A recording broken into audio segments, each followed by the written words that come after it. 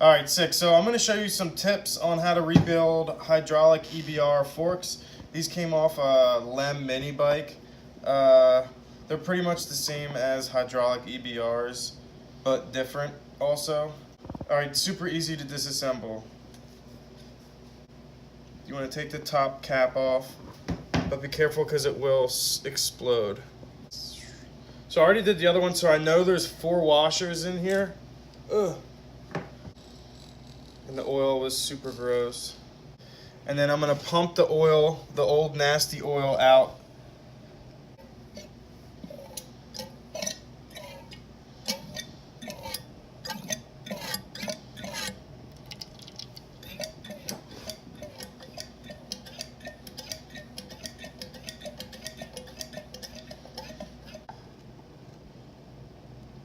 Tight. There's an Allen in the back that will separate the upper from the lower.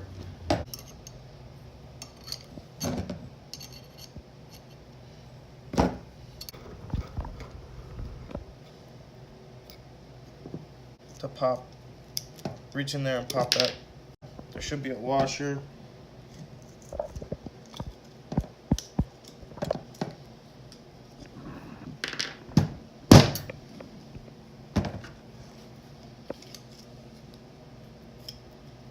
I can't get it, whatever. Be careful, don't rip it out because there's 2 seals right there. I'm gonna wipe off the 2 seals. There's a dust seal and then an oil seal.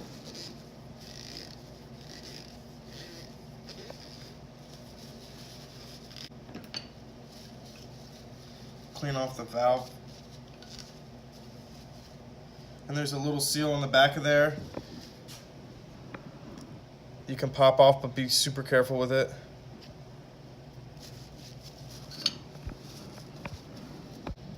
The microfiber will soak up all the oil.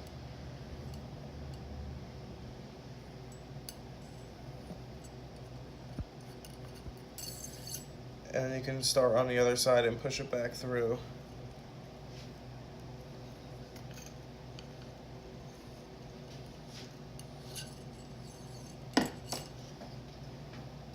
Run it through a couple times and get it nice and clean, which this one is still pretty nasty. You could spray like brake parts cleaner down there and then blow it out with air. That works super good. Because I'm not gonna replace the seals because I don't know, you can see there's a dent there. So I don't want to pull that seal out and then mash another one in there because it's dented and I want to pull it out, and I feel weird about doing that. So I'm just gonna leave them as is and just clean up the seals. Just run it.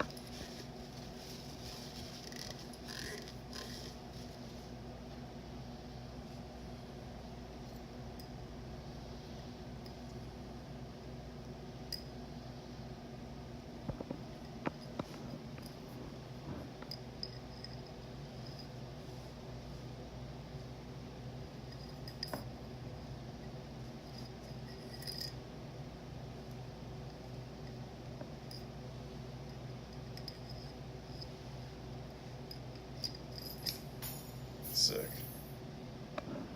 Pretty clean. I'm really just gonna clean these up. I'm not replacing anything. I just wanted to get the old nasty fluid out and put some fresh fluid in it. I'm also adding a little more preload to the forks. So I'm putting like a 20mm spacer above the spring along with the 4 washers to add a little more preload spring tension on the front there. So after you have everything cleaned up and the seals inspected, if you need to buy new ones because they're torn, you gotta order them.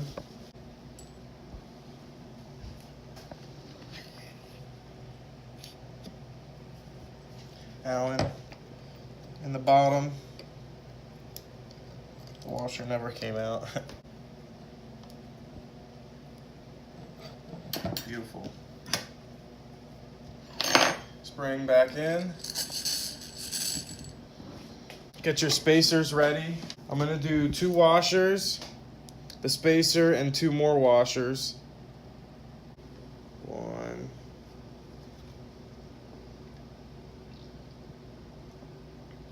2,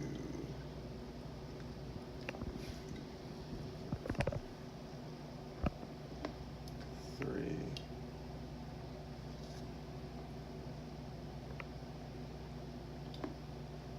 4,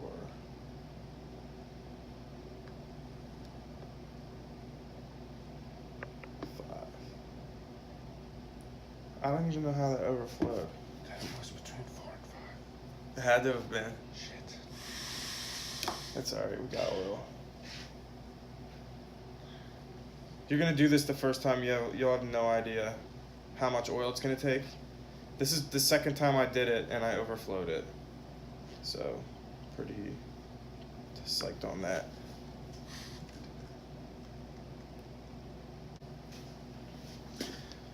So to get the same exact amount of oil in the forks, you're gonna want like a fork oil measuring tool. They sell them on like motorcycle websites and stuff.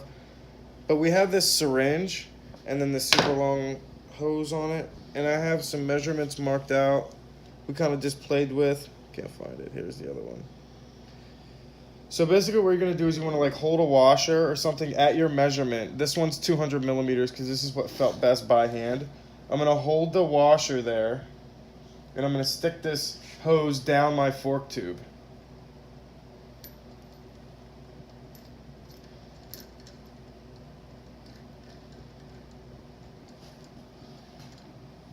All right, it's gonna overflow a little bit. So that's that. I'm gonna then suck all of whatever's on that tube out. There we go.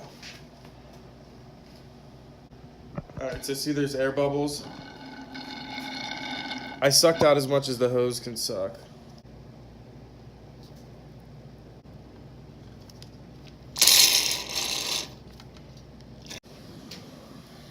All right, I got my spacer set up ready because I'm not a child. I got my top cap wiped off. I'm just gonna sandwich it and push it down and tighten it up. I'm gonna get like a rag.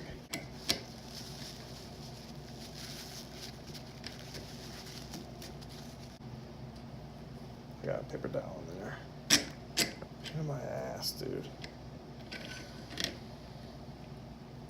Ugh. There we go.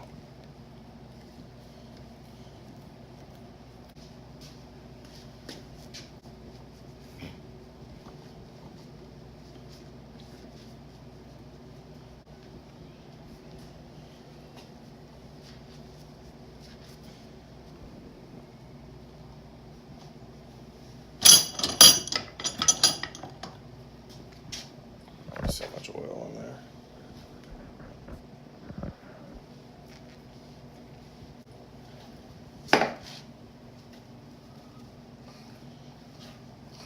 Feels so much better. Way stiffer. And way less buoyant, way more rebound. Alright, so I got both fork tubes rebuilt. Fork legs, rather. Now I gotta get to fitting these triple trees to the Peugeot 103. Quick update, still working on putting these EBR forks onto the blue 103. As you can tell, I had to make a little cut there. The neck on this 103 is longer than the neck was on this dirt bike. So to make all it work, I had to add a little spacer in, and I just welded it all the way around. I'm not really worried about it breaking. I ran some Honda forks on my Derby for the longest time. Same setup. I think maybe even a thinner wall extension right there. So now my next hurdle is the fact that this axle is like 12 millimeter and not stock 10 on these Motorbicane 6 stars. So what I did was I popped the bearings out. So I have all these old bearings and the axle diameter that I'm gonna use for this swing arm, and also the fork tube is the same length and everything. So I just have to get a metric 12 that is long enough, with the correct hardware. And these same bearings with the inside diameter 12. And hopefully they'll have it because these bearings right here are kind of small. And these forks actually turned out super good.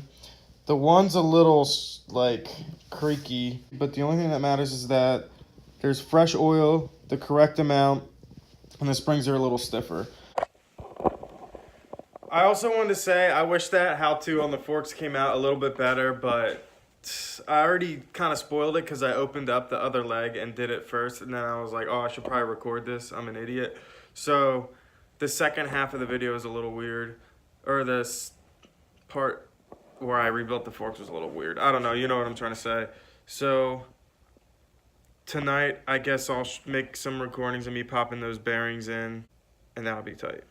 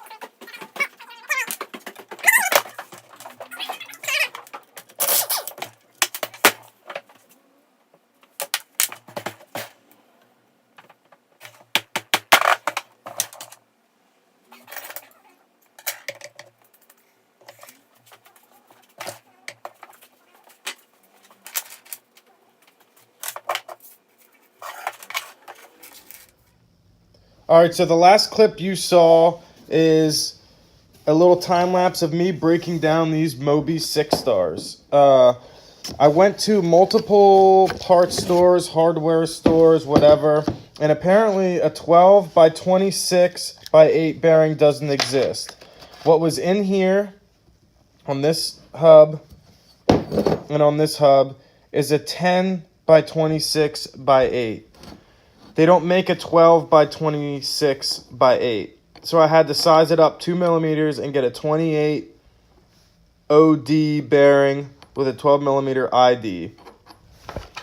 So these races are 26 millimeter.